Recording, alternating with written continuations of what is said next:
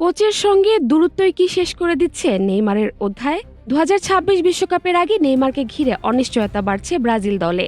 নতুন coach Carlo আনচেলত্তির কৌশলগত ভাবনা এবং ব্রাজিলিয়ান ফুটবল কনফেডারেশনের ভিতরে অসন্তোষ, দুটি মিলেই নেইমারের জন্য পরিস্থিতি কঠিন করে তুলেছে।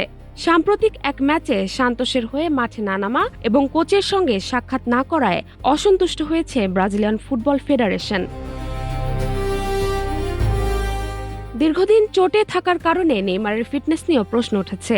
কোচ স্টাফের মতে আন্তর্জাতিক পর্যায়ের উচ্চ গতির ফুটবলে ফেরার মতো প্রস্তুতি এখনও তার হয়নি। তার পাশাপাশি সামাজিক যোগাযোগ মাধ্যমে তার কিছু মন্তব্য ভালোভাবে নেয়নি ফেডারেশন। সব মিলিয়ে সামনে থাকা অল্প সময়ে ফর্ম ও ফিটনেস ফিরে পেয়ে দলে জায়গা করে নেওয়া এখন কঠিন চ্যালেঞ্জ। তাই 2026 বিশ্বকাপে ব্রাজিলের জার্সিতে নেইমারকে দেখা যাবে কিনা তা নিয়ে তৈরি হয়েছে বড় অনিশ্চয়তা। জাহারা জেবিন তন্নি, নাগরিক প্রতিদিন।